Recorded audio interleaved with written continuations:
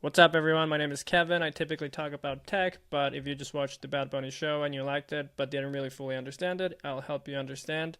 I've gone to a couple of his shows and I guess I'm a fan. So, full performance is not up yet. I'm going to use Reddit. I don't know if I'm going to get copyrighted, but I'm going to help you understand. So, here we go. I thought the opening was pretty good. As a quick thing here, already starting, Ocasio is his second last name. That would be his mom's last name, and that's what he had in his back in the back part of his jersey. So as you can see, it says Ocasio, and it has the number 64. I don't really know why 64. I think I read somewhere that it might be the year when his mom was born. So I don't know. Maybe we'll find out soon. But I thought the scenery was incredible. Here you can kind of, you can tell 64 and the Ocasio, but yeah, I thought the scenery was incredible. He pretty much wanted to capture Puerto Rico. I was not completely sure what he was gonna do with like the football, but he was able, he connected that at the end with the message. So I thought, I thought that he did an incredible job with the scenery, and kind of putting Puerto Rico in a single place. Here's one of the things that you might not be aware, but for some reason he has like a theme of always singing or talking about avoiding marriage. Like he does not want to get married. I think he has a song called "I Don't Want to Get Married." But he talks about that a lot. So yeah, the fact that he kind of gets a ring, he's like, oh, a wedding ring? No, take that away from me. Gives it to him. Just that's part of what he has always been singing about.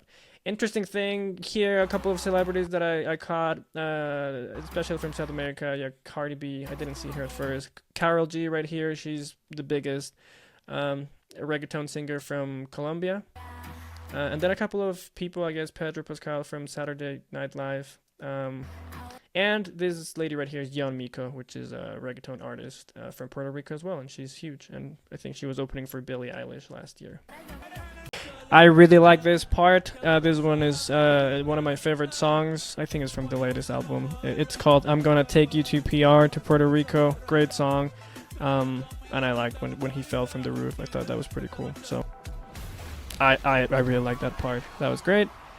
This one was an interesting part when he was like, a couple of like old school reggaeton songs were playing, and I thought maybe he was gonna come out with like a big superstar, like an old school guy, but no. Here he made an introduction to a song of his that's like, pretty hardcore reggaeton called EOO. Once again, little details here. You might have seen this little, it's not a frog, it's a toad. His name is Concho. This Concho figure is an animated Puerto Rican crested toad, which it was heavily featured in the latest Bad Bunny album, Debí Tirar Más Fotos, as well as the rollout of the album. And it highlights endangered species native to the island, but it also serves as a symbol of Puerto Rican culture, environmental conservation, and resilience. So interesting that he, at least put him up in the screen, and then he proceeds to play Monaco, which is from his previous album, which was a trap reggaeton album called Nadie sabe lo que va a pasar mañana, which means no one knows what's going to happen tomorrow. I absolutely love this song. Kind of like classical Monaco vibes, but trap. I really like the message here as well. I love motivational stuff. So he, in Spanish he says, "My name is," his name. And if I'm here at 60th Super Bowl,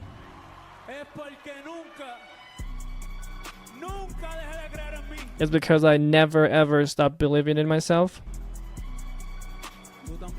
And then he just stares into the camera and he's like, you should also really believe in yourself.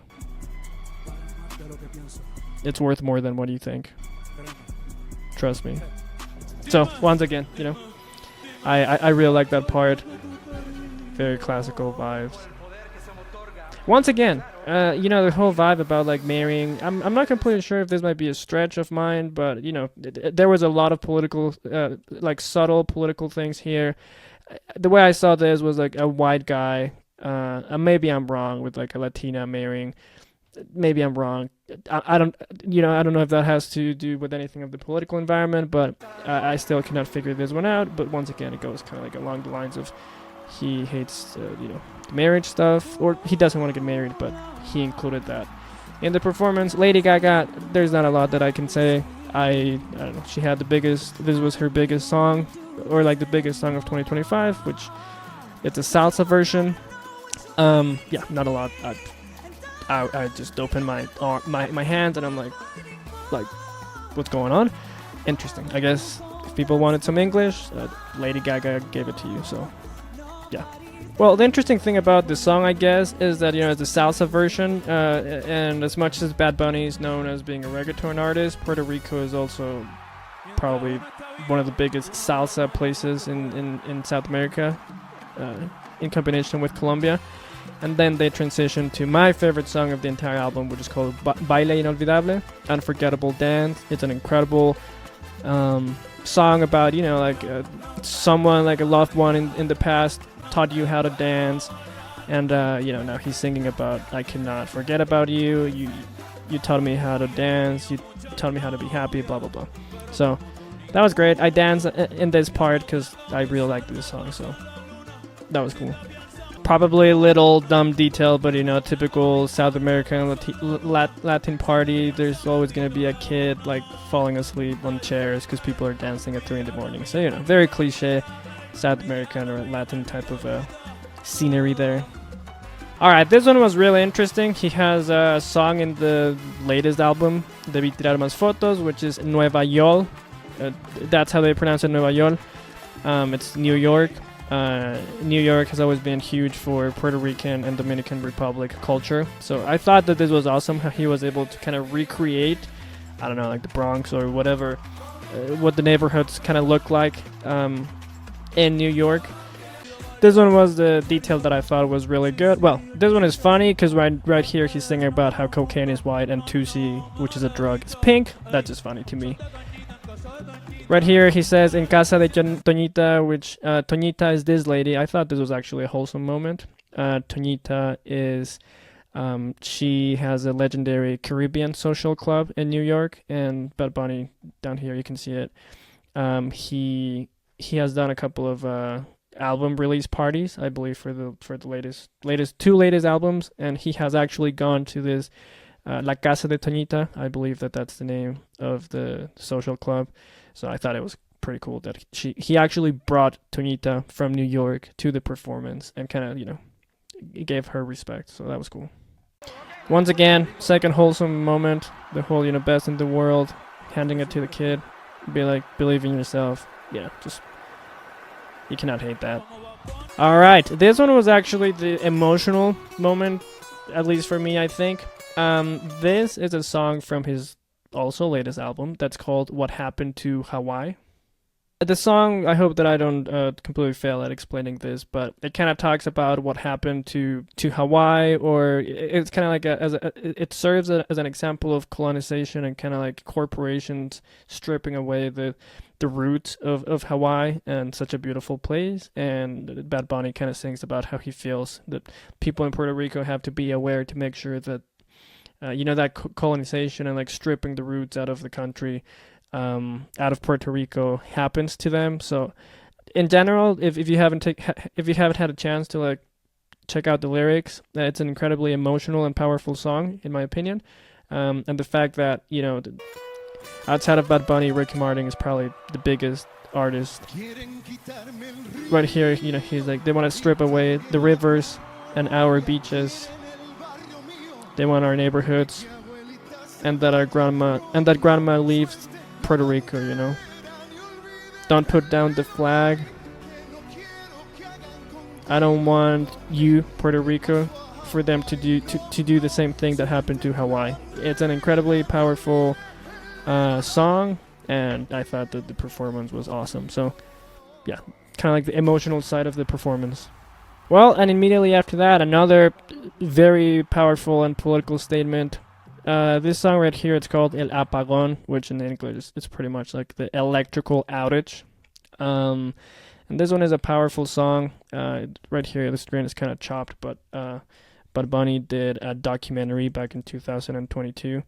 It's called El Apagón. This song is pretty much a protest anthem and a love letter to Puerto Rico, and he made it highlighting the Puerto Rico's chronic infrastructure failures, that He blames gentrification, displacement of locals by wealthy outsiders, and Puerto Rico being hit by hurricanes and natural disasters, and them having to go through those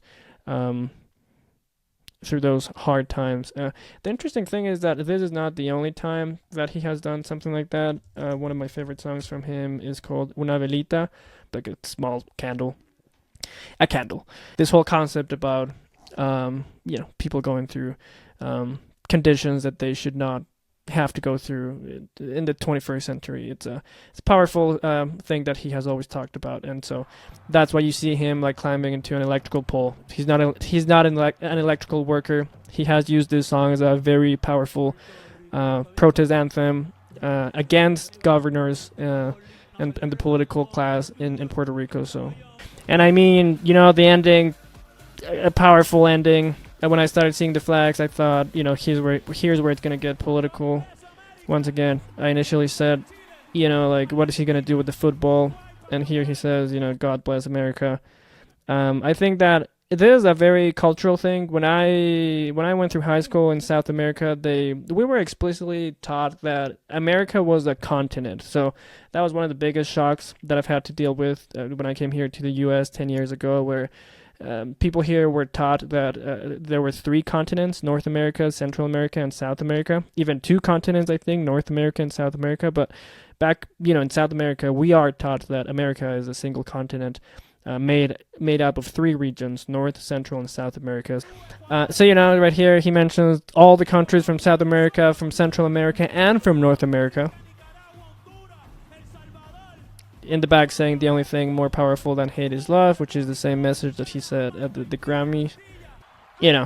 A powerful message of love is stronger than hate. And then he closes with the song, which has the same name as the album, Debí tirar más foto. Kind of cool thing right here. The guy in the kind of brown jacket is his brother. The like his, on the right, it was his team. So I thought that it was a pretty cool closing. Just, finishing on high energy as a party. I thought as a show itself, it was incredible. I was particularly nervous about the performance because I've gone to his concerts and he's not a showman. He's not like a Shakira or a J-Lo. So I'm like, how is he going to keep that up for 13 minutes and actually, perform something that will be entertaining? And I thought that he did the best thing that he could have done, which was tell a story with the scenery and, putting like the subtle political statements or whatever, as well as making people dance. I hope that helped you understand some of the details that I caught. And great show.